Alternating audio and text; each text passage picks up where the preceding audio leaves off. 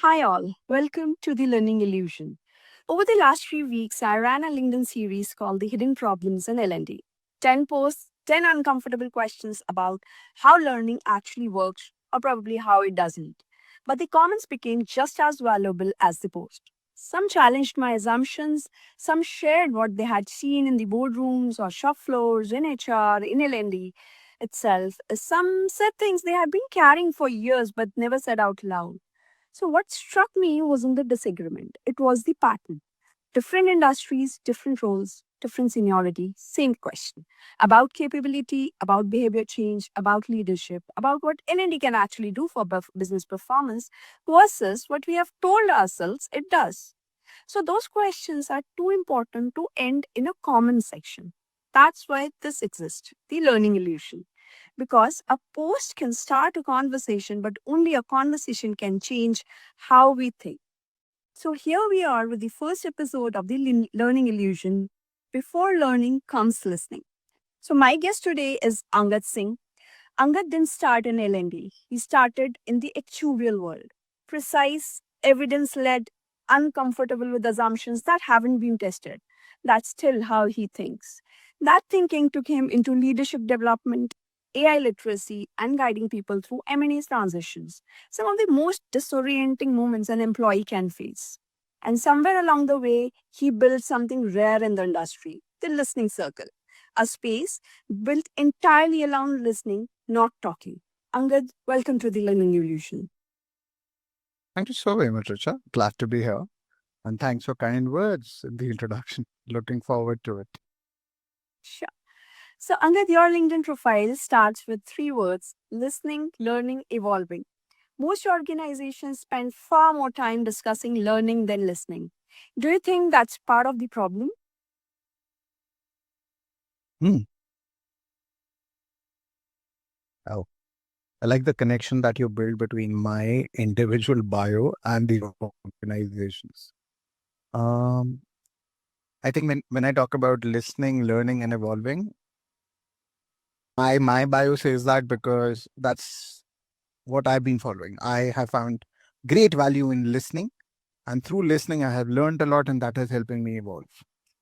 When it comes to organization, I really believe they are listening, right? Because if they weren't, I don't think professionals or learning professional like me would have a place in this industry, right? They are definitely listening. Are we spending way too much time on learning rather than listening? That could be the case, but that is also primarily because of the environment that we are in, right? It's not that people don't want to invest, be diligent, or even the organizations. They want to go to the root cause and want to understand what are those capabilities that we really want to build.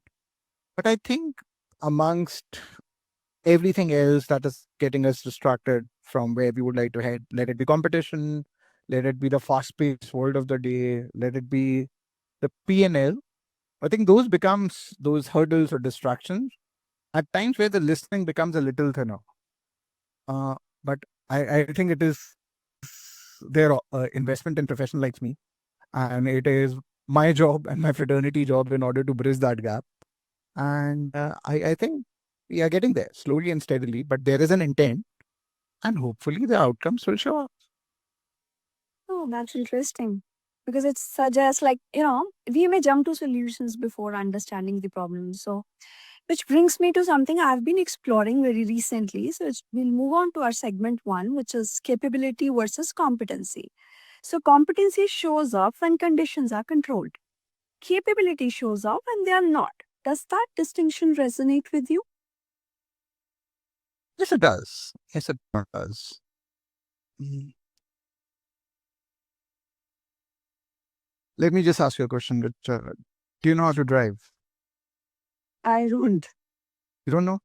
Do you know how to ride a cycle? Yes, I do. You know how to ride a cycle? Yes, I do. Fantastic. Will you be able to ride it uphill? I may. Yes. Will you be able to do it on a dirt track? Yeah. Will you be able to do it at a difficult terrain? Maybe not. If I'm not practiced enough to do that. So, as what you mentioned, the environment, right? So, you have the competency, you know how to ride a cycle. You could do it in a city, you could do it in most of the places, you could do it at a hill. But when we say that whether you can do it at a difficult terrain, you had a little doubt that I don't know whether I'll be do it or not. Well, somehow the skills that are required to ride a cycle anywhere in the world are the same. Right. Right. It is just your belief in your ability that will you be able to overcome that adversity. Okay. See, even today when people are talking about AI, like, oh, we really need to learn AI skills. AI has been around from like 25, 30 years. Everybody been talking about AI. The only reason it has gotten really prevalent from past 4, 5 years is because I think it is the rise of LLMs, okay, or the generative AI. And I think the larger part of it is because earlier when we were thinking of anything which is tech related, you need to know a tech language. You need to learn C++, Java, Python, you say it or not. But now anybody like you and I can use ChatGPT, Claude, DeepSeek, Perplexity, any names that you would like to take, or Gemini. We don't need any of those skills, right? We can just translate into natural language and it will get things done. In spite of that convenience, people are still like, no, no, we have to learn AI, right? I think that is the difference between competency and capability. Are they not competent to talk to talk or converse in English or to convey their thoughts in English? I think everybody is, right? It is just about that showing that capability that, oh, it's a new terrain, again, difficult terrain, probably for cycling, but I know how to cycle, right? So let me just give it a try. And Right. once you start cycling in that terrain, you will build it with utmost ease. Similarly, AI is nothing. You just give it a try, start using it with the abilities you have. You will build those capabilities in no time. Right. So So, you mean just giving an environment to a capable person, right? So it will build up, right? and that's what, A see, competent person, right? Yeah. I think that's what, like, I think we have organizations are building competencies, right? But capability goes a little beyond competency. Okay. Competency largely talk about whether you can do this or not. Right. Okay. Whether you have the ability to do this or not, whether you have the skills to do it or not, whether you have the knowledge to do it or not. Right. Right. Where capabilities, as what you rightly said, in the ecosystem, right? If there are certain obstacles and hindrance, you have the ability to get those hindrances out of the way and still be able to perform. Right. So capability largely talking about taking care of the blockers that gets into the way. Right. So I think organizations, and thankfully through me, as I said, uh, in my organization, the role that I'm at, I don't train people on competency. I am not teaching them what they have to do. Okay. My largely job is to build capability. I am largely focusing on that how they have to do it, how they have to approach their work. Okay. How to eliminate those blockers while working with people. Okay. While understanding that we may have a different way to work or to look at the same thing. Is that getting in your way, or can you use that as an advantage and take it further? Right. So I think capability is where you are destined to make that whatever it may comes, I'll make it happen. And I have the capability to get that across.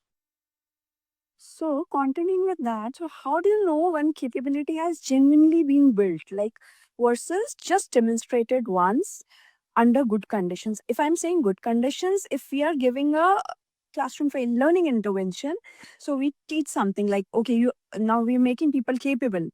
So how do you make sure that it has now genuinely been built? It will be, demonstrated when it will be required, other than the training programs.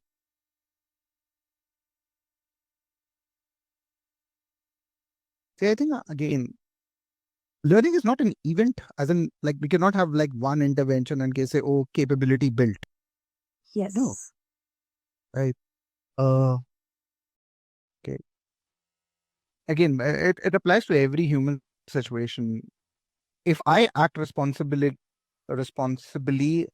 once at a certain place, am I responsible?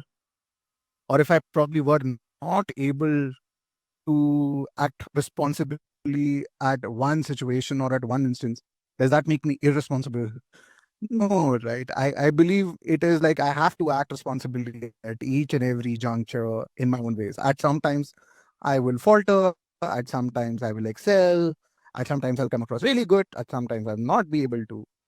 I think capability also is, I think through all these learning interventions, the capability is not like a measurable thing that, oh, whether you have it or not, right? Whether you had it before those. It is that muscle that you built over time. It is through that exposure, that proficiency built, that you building that confidence, you are having more faith in your abilities that, no, I will be able to get through. It's not difficult. Let me give it a try. I'll be able to get. So It's kind of continually doing something. If you're saying they're building capability, so they have to test it over and over again, and then that's how it becomes a second nature. And that's how I right, see it, right? right. So you are a parent, right? Yeah, Right. So capability as a parent, at any point you can say, oh, I'm fully capable as a parent. not at all. I think exactly. Yeah, When it even comes to work, the capability is not that you at any point you can say, oh, fully capable. No, you say, okay, capability is like it's always in process, and there is always a degree of increment or enhancement that will happen through learning intervention. that's a beautiful example, Angad. I must say, I can, and most of us can resonate with it. Yeah, correct. Yeah. So when as we say about the learning interventions, right? And as you rightly said, that it has to be a journey. It's just not one intervention, right? So when I say we have given, we are give maybe after the training as well, we are nudging people, we are giving them that environment to test their capability. So at many a times I have seen like learning doesn't create that much capability. Like, okay, I'll tell you, smart, capable people attend great programs and still struggle to apply what they learned. So where does that connection get lost? As one, you said that the environment, might they might not have been given that chance to prove that. They learned in the training program, then they are back to the normal. So, I mean, your views. I'm very curious to understand the evaluation system. In the sense, when you say that, oh, there are people who attend training and still they end up being not capable. That was your question? Not capable, if I'm saying, maybe whatever we have learned in the training program, it doesn't translate just overnight, right? Into performance. Yes, obviously, it doesn't transfer overnight into the performance. And I mean, do you see, if I'll rephrase it, is that the problem that people forget whatever they've learned, or it's something else happening? Like, as you already said, that they're not given enough chances. Because what I have seen, when we move out of the training program, we learn a good thing. We are very good at that, that training, learning, information. We performed well out there when these stimulations were there, right? But when we move out of the training program, we are back to the normal, our work. We are not given those chances what we were talking about in the learning interventions, right? So is it about that people forget what they did in the learning intervention, or is it something else happening?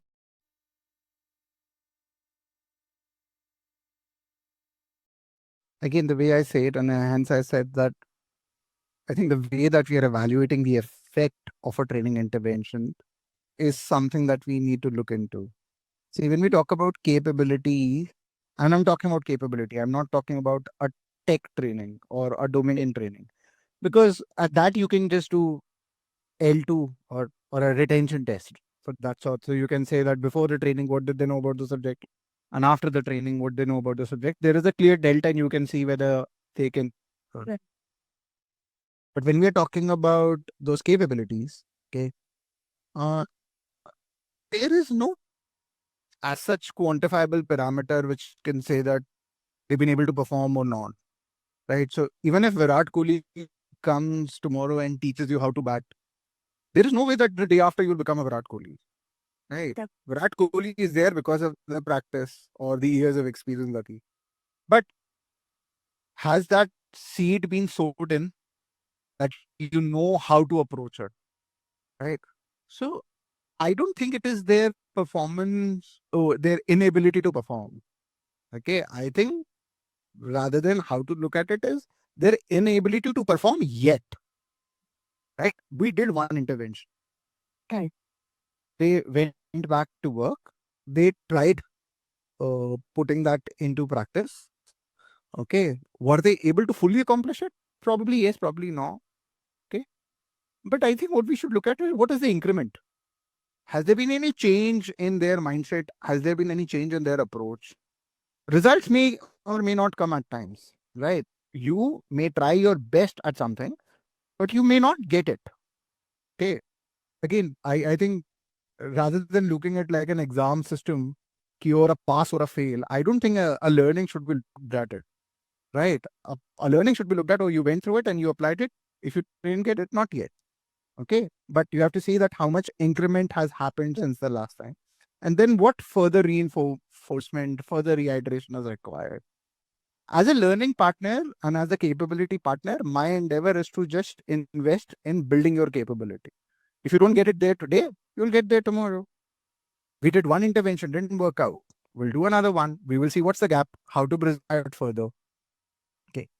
Same thing. And if I take another example of a parent, right? As a parent, if I want my kid to do something and I tells him or teaches him or guides him or coach him to do something at once, and somehow if he or she was not able to perform it, would say fail, not be able to do it forever. No, I was like, okay, probably like that didn't work out or it didn't get to the result that we restart. So we'll say, oh, what else we could do, right? And as a parent, we do not give it up. Right? We say, no, you have to. So we'll try another intervention. Like, I think same with learning. You just like I think it takes a lot to unlearn your conditioning, what Definitely. you have learned over the years, and then relearn it. I think that's okay. And that's where the investment has to go in. Right. So what I get from you, it's the progression that we have to check. Obviously, just a person coming out of the training next day will be a changed person. No, it won't happen. That person has to go on the interventions at the workplace multiple times to improvise. So it's the capability that we have inculcated in the learning, and we have shown him or her the way. This is how it can be done, and then maybe we could check the progression, how well you are doing. So for that, I think when we are designing the training program, so it's the output first. We should be very clear of what we need, right? Where we will be assessing that person on, and then we can, decide on the further action plan. Yeah. I think rather than looking at whether we have reached the goal or not, you have to look at what progression we have made, how much we have. As yeah, as it's a journey, right? We keep on improving. Absolutely. Yeah. So, like, okay, as I said that when we go for a training intervention as a LNDs, right? So we first need to know what our problem are we going to solve. Then we design the training intervention according to that. That is the most effective way of doing it, right? So when organization hit a performance issue, learning is often the first solution proposed, right? In your experience, how often is it actually a learning problem? It might be, it might not be, right? So, see, this is now when we discuss, and that's what, see, as a learning partner, do you know this activity that we do it at the beginning of the year or at the end of the year, which is called TNA? Yes. It's Yes. called training needs Need analysis. analysis. Yeah. Right. Why is the analysis required? I think that's for the whole purpose is to analyze where that gap is stemming out from. Right. And as what you very rightly said, and I think what I've been doing and what I've seen even others in the industry is doing, see, whenever we get a requirement from the business, I think one of the things that we try to understand or apparently segregate the problem statement into is this a skill issue or a will issue? Yes. Right? Do people don't know how to go about it? Okay. Or they know, but they're still struggling how to go about it, right? Again, uh, let's take an example. Do people know that if they go to gym, they will get fitter? I think yes, everybody knows it, right? It's not a knowledge thing. Everybody knows if they invest into their physical exercise or have a healthy lifestyle, their health will become better. That knowledge is available, and I think everybody has access to it. But still, people are unable to commit themselves to a fitness regime or a gym or a good sports or whatever you would like to call it. So I think at that point, if you're still trying to say ki nahi, nahi, there is a good gym membership, it's not working out. Right? So you have probably build that muscle that why do you have to go to a gym? Why is physical fitness so important? Right. So coming back to that question, the whole idea, and I think again, as a capability partner, my idea is not to, oh, you need Excel skills. These are the Excel skills. Go upskill yourself. Oh, you need communication skills. Go upskill yourself. It's not like lift and shift model. Like that is where uh learning partners like you and me come into the picture, because it's not just a transfer of knowledge. It's the experience through which they also understand the causality, that why is it required, why communication skills or leadership skills or negotiation skills or influencing skills or listening skills, which are so non-tangible, you will never get to see it, but how they are so important, that if you don't have it, okay, in spite of having all the competency, you will not be able to scale up in your career. Definitely.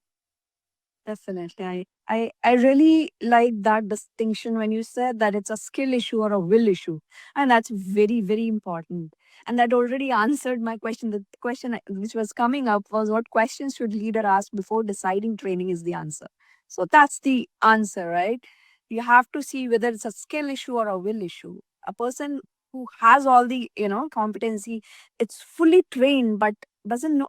If I give you the examples, AI, as you very rightly said, everything is available out there, right? Because of the LLMs now, it has become very easy.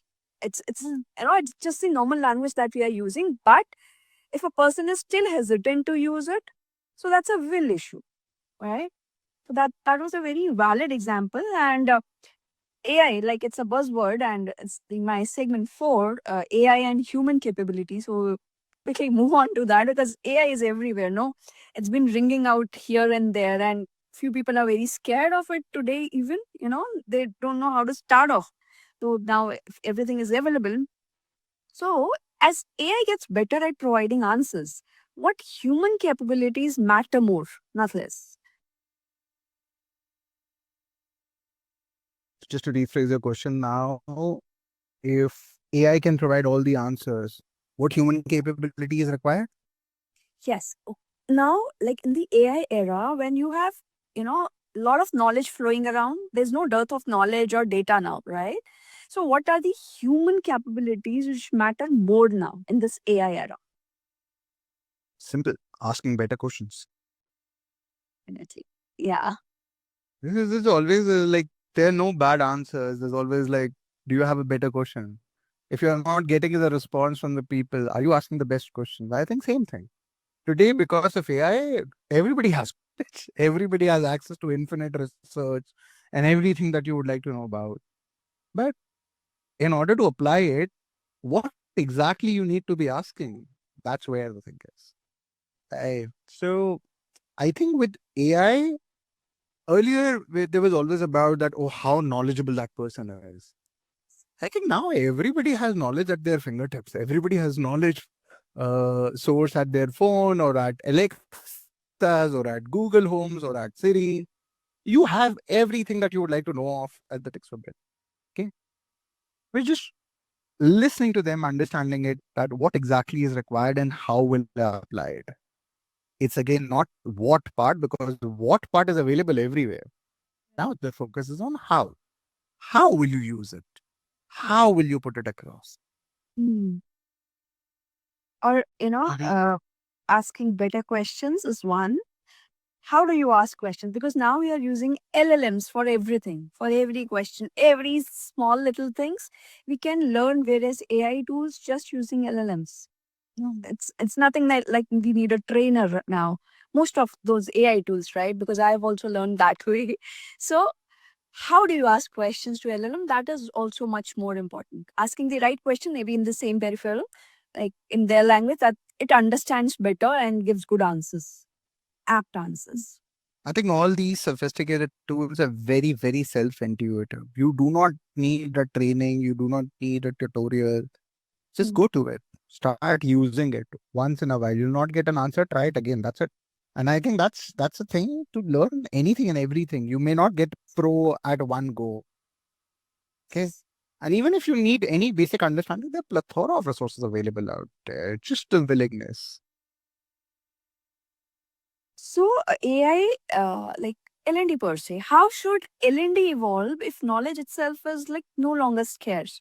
So what is the role of L&D? One is capability development, which is utmost important now. Like previously, we used to say soft skills. That's a very softer part of those skills. We calling those soft skills. Those are core skills, as I say it now. Right. So I think for me, I mean, in that question, L&D should be more inclined towards building those core skills. So like knowledge is everywhere. So how do you see L&D, evolving? Exactly. Uh, what you call core skills, I call life skills. Yes. Right. See, whatever we are discussing today, okay, about learning, about listening, about taking better decisions or being cognizant of things. Those are all life skills. All of those things get translated in your life as well. Communication, negotiations, influencing, conflict management, storytelling. You can deploy it everywhere in every single relationship, having difficult conversations. All of this can be relatable everywhere, right? And uh, I feel very fortunate that we get to do a job that makes our life easy. Because if we are learning those skills, apparently we should have the tools to make our lives easy and hopefully, right, right. But coming back to your question, so like, see again, the question goes there that if AI has all the answers from an L&D standpoint, where and how are you using it? Okay. Every time when we think about AI and we says, oh, AI can provide you customized learning solutions, it can create learning journeys for you. So it's the saying, you it can create, like it can tweak the learning resources that you have to use. And I'm wondering that, like, I don't remember the time when we thought that, oh, we do not have enough learning resources. Like people have YouTube, Coursera, Wikipedia, anything and everywhere that they can learn it from, right? So I think if you're asking AI to just create better learning resources for us, I don't think people had at any time felt, oh, we do not have enough learning resources, right? We always had learning resources. But again, as what you said, the environment that we can make it conducive for people to adapt to that learning. That is a problem statement that the L&D has. Okay. Wonderful interventions. People are not showing up. That's a L&D problem, right? We believe that, oh, L&D can make the world, but we do not get the sponsorship from businesses at times. They are Mhm. competing priorities at time. Those are the problems that we have. Now, AI has resources. AI can do processing. AI can do analysis. I think we better deploy AI into that. Not creating better learning resources. Learning resources build, but how we can ensure that. So there was always a thing that you just mentioned. We once they get into the classroom, there's a lot of learning. Once they get out of the classroom, right? If things are going for a toss, and why is because as a learning partner, you cannot go to everyone and touch base with them and keep it on loop. Now we have an AI assistant. Give them an AI, okay, which will help you to reiterate that learning on daily basis, right? So earlier you said that, oh, a learning partner cannot go to everybody and talk to everybody and see what they are doing and how they're doing. Now we have an AI assistant. It can do that for you. Use it for that purpose. So again, with AI, there are different parts to it, which is augmentation and automation, right? People are thinking about automation, automatic learning. People need to learn. I don't think we have to take the human element out of it. We have to supplement the human element with the AI element. You keep the learning, which is especially human touch to it, to the human part. But for everything else, where you need a lot of intensive follow up, touch base, reiteration, AI can be really, really handy. Use that. So I think, again, it's not what you have at your disposal, it's how are you using it. So AI can be a great assistant, and you should marry the L&D and AI to bring it to the best effect to it. Yeah, kind of making AI as the enabler, wherein the automation is required, use AI, and otherwise humans are very important. Basically, for these, what I believe is what I call core skills, and you're calling them life skills. For their human intervention is utmost important. For the technical trainings, yes, we can go ahead with AI and do those trainings. Okay. Yeah. Agree. So, like you rightly mentioned, like because we are into L&D and we are working on those capabilities, core skills, life skills, and which is really helping us out as well. I feel the same. I can truly resonate with it because, it is useful in our life as well, right? Taking decisions and listening. Listening is like one of the utmost important, skill, I think, because listening, it's just not used in our, personal life. It's a leadership capability. That's how I see it. Right. So you took listening seriously enough to build the listening club. So what inspired that? I think what inspired, to be very honest, again, I think when you say listening as a leadership capability, yes, but I also see it as a life capability. It is very much required at every juncture, at every, uh, everywhere in life. I see learning as a medium, or like listening as a medium to learn. Okay. If you're a better listener, you can learn better, you can build better relationships, you can understand the situations better. I think it just sets you up to perform better at each and every stage of your life. Okay. I really believe if rather than see, most of the time we talk about communication skills, like people always say communication is so important. Right. And when we always talk about that, if somebody says that I have to work on my communication skills, they always say, oh, I should be able to articulate my thoughts a little better. Is that right? I should know how to have a command. I should have the ability that when I speak, people turn around and I should have their attention. Okay. There's a very funny thing that I always say in my training interventions just to emphasize the importance of learning. That if God wanted us to speak more and listen less, it would have given us two mouths and one ear. But it's the other way around. It's the other way around. Right? So, communication is absolutely required. And a very big part of communication is to listen. Definitely. If you listen better, understand better, you'll be able to respond to things better, and hence things will get simpler. You learn better. So, I see listening as a medium to learn.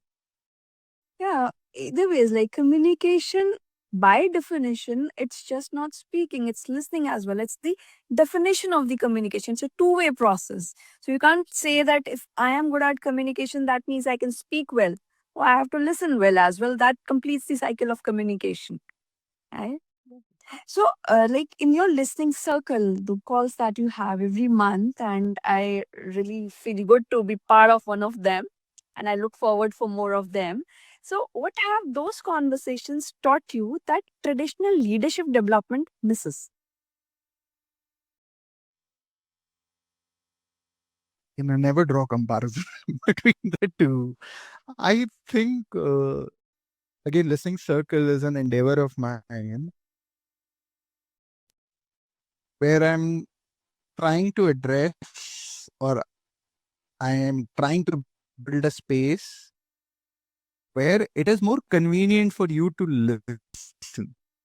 Okay. And when I say, and again, as what you could see on my screen as well, I very clearly focus on a safe space. What is a safe space?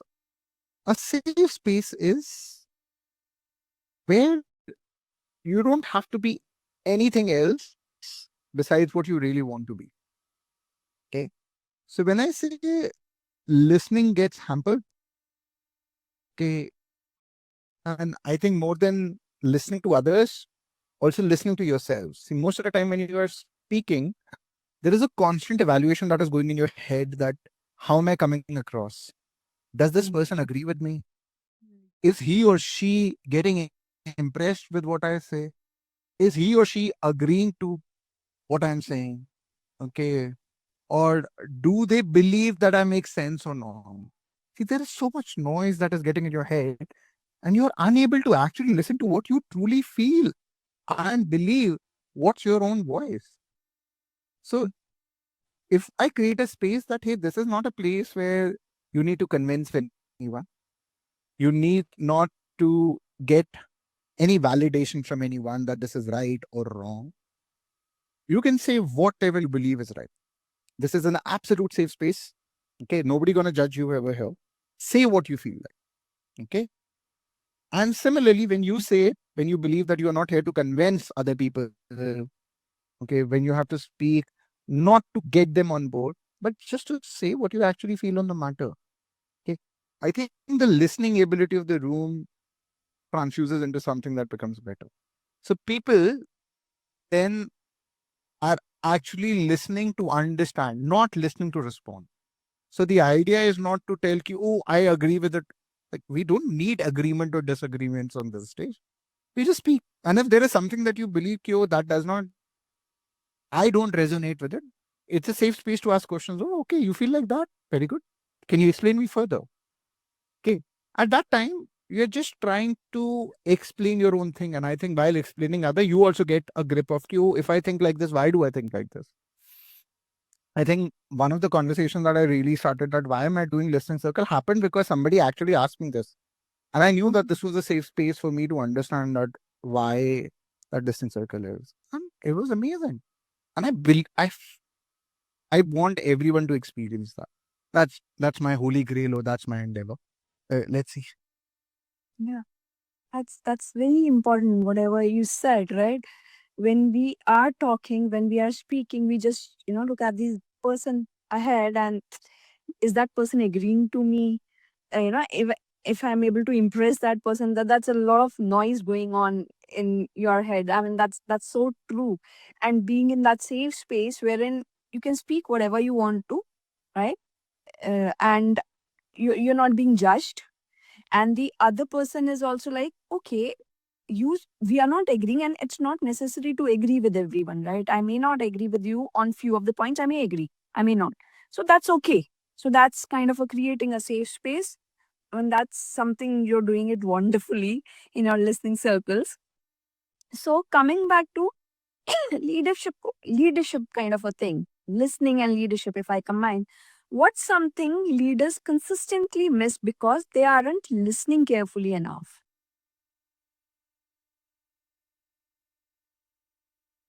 Hmm. Wow. Can you help me understand who do you identify as leader and who do you identify not as a leader? Before I take an attempt to that So perspective shift, leader, I just want to understand. yeah. So leader for me is someone who's at a level who is going to influence people around him or her, and that's not about the role that that person has been assigned, right? I'm not saying a leader who's like a senior manager or above level, that's a leader. No, I don't consider that. A person who is at the position, as well, that person has got an influence on other people. So that's the kind of a leader I'm talking about. People look up to, someone who's people look up to. So if that person is not good at listening, so what is something that that person is missing out if he's not listening carefully? Okay, I heard two things over there, and I'm gonna take it. So when you say that the person is a leader that who has an ability to influence the people around him or her or them, is that right? Yes. By that definition, and I totally agree to that definition, believe everybody who's working in an organization, irrespective of whichever level, because if you are a team player, okay, you have the ability to influence other people with whatever you do. Is that right? Yes. By that thought, everybody is in. Yes. Okay, and I'm not trying to be politically correct or I'm not trying to say anything profound. I totally believe that. As what you very rightly said, leader is not a designation. Yes. Okay, it is not a title. It is a role. When you take that role on yourself, that hey, whatever I do, I have an ability and I have an opportunity to influence others by the way I work, the way I conduct myself, the way I take decisions. I think everybody at every level, right? People draw inspiration from everyone and everywhere, right? So everybody has the capability to be a leader and to project yourself in the way that you would like to influence. Now, when it comes to that, if you don't listen, okay, again, I really think, as I said, listening is a life skill, right? So if you are not able to do it, if you're not doing it as a leader, when apparently you don't have a title, but you have a role where you can influence others, I don't think you'll be able to do it very well. And that's my perception, and that's my idea of it. May not be absolutely right. Because when you say you have the ability to influence people, people will only get influence if they believe that they can co-relate with you. If you can understand their perspectives and then respond to it. Right. Okay. Okay. I am saying that, oh, I need help with communication. You're telling me, no, AI is important. Very good. AI is fantastically important, but I need communication support, right? So, listening, if not listening, I think you're missing out on a major chance to influence other people. Okay. In my head, I can't even comprehend or understand influence without listening. I can't. Could be a case that somebody else can. I can't. Okay. And second, when you say that if leaders are missing out, and now I am talking about a person apparently who has position, okay, who not just have the ability to influence, but also have the authority and the power to influence. And if that person doesn't listen, okay, and maybe saying a lit something which is a bit out of the box or a bit radical, I think a bit controversial, maybe. But that's what dictator or autocrat, like autocratism is. Like if you're not listening and if you have the power to just do whatever you believe is right, uh, I think you more tend to go that way. And if that's the kind of leader you want to be, probably that's your call. If that works out your way. And because I believe, like as you rightly said, that obviously listening is important at leadership level, even at the level that you're at the authority, or even if you're a leader kind of, you can be leader at anywhere, right? So when you have that authority as well, I think listening becomes utmost important at that time. If you're not able to listen what the problem your as in your subordinates are facing, you're not able to, what are you going to solve for them, right? Absolutely. If the right example, as in if someone needs a communication training and you're pushing AI for that, I mean that's a total mismatch. That's a waste of effort and everything. So yeah, listening, one, it's a life skill. Definitely, we need it at all levels. But if you are at an authority level, it becomes at most important. Definitely. Definitely. Yeah. So that I think this listening single that's why I really get influenced by our listening circle. That's a very you know we, nobody thought about it. People don't talk about it. Like as we discussed communication, when we say it's just how you articulate. Otherwise, it's like how you listen as well. So at least someone has picked it up and said that, hey, it's here and it is important. All right.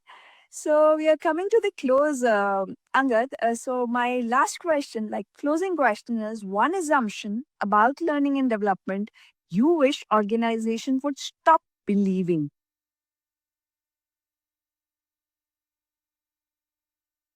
Oh,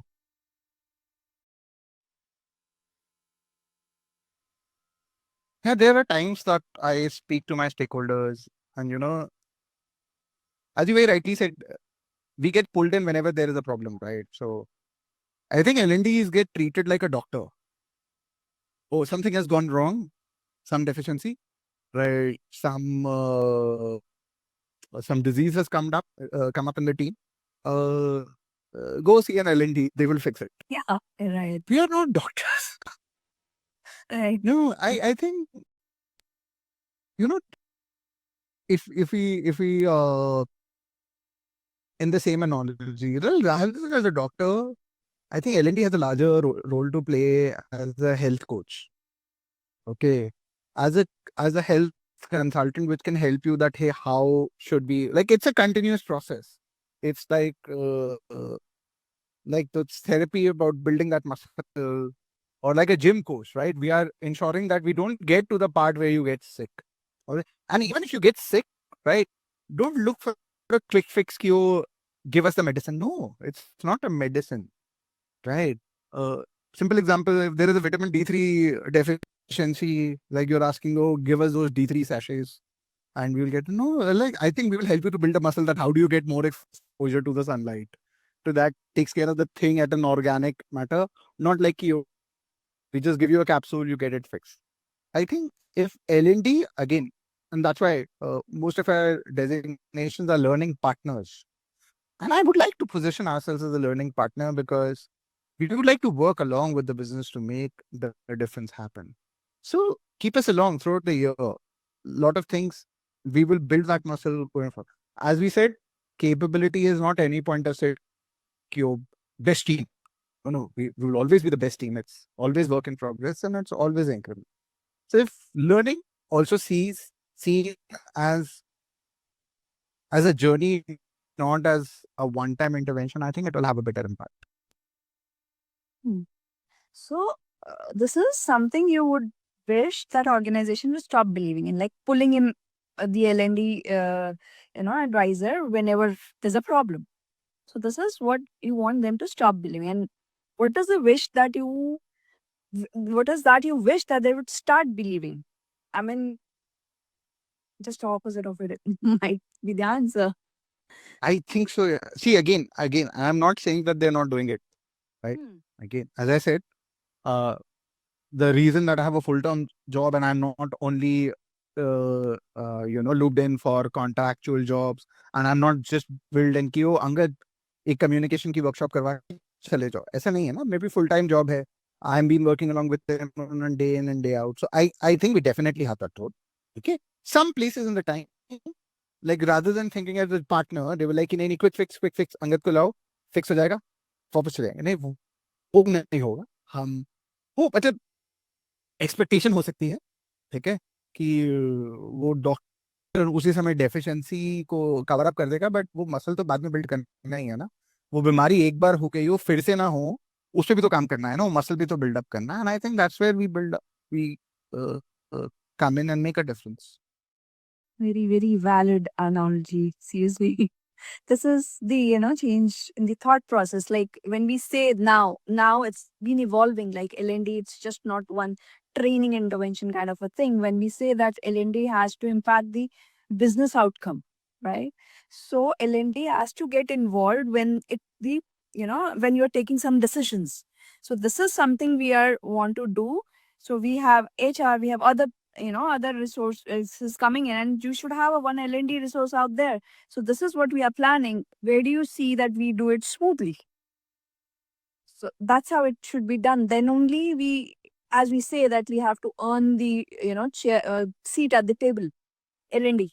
That's the fight which I have heard a lot of many times in the L&D. Like we do not have that seat on the table. It's because we are not able to get involved in that whole process wherein we can give the business impact. And as you rightly said, that if it's just like this thing happened and a training intervention, you'll be getting pulled out there. Okay, just solve it for right now and then we forget it. So it has to be a continuous process. Yeah. Again, and I would just like to say, again, and I only have view to the companies that I worked in and the exposure that I had. I don't think there is a fight in getting a seat on the table. It's also about our capabilities. How are we positioning ourselves? If we also come in with a mindset that we'll get results for you right away, I think we are also positioning ourselves as a one-time fix. No, it's not one-time. Partner, partner, advisor. I think as a learning consultant, as a learning partner, we have a better value addition to the group rather than coming as a learning doctor at the time of requirement. Yes, definitely. So, Angad, this is, exactly why I wanted to start my podcast series with you. So, you didn't just answer questions today, you just kept bringing us back to something most of us skip past. Like that, before you can build capability, you have to actually hear what's happening, not assume it, hear it, listen to it. So, thank you for making the time and for building something like the Listen Circle in a world that, mostly robots talking and not talk about listening. So thanks for that. So that's the episode 1 of the learning illusion. If today's conversation raised more questions than it answers, good. That was the actually point. So we'll come back soon with the next conversation. Until then, keep questioning the illusions. Thank you. Thanks, Richa, and best of luck with your learning illusions. Glad to be part of the first episode. Thanks, Agar.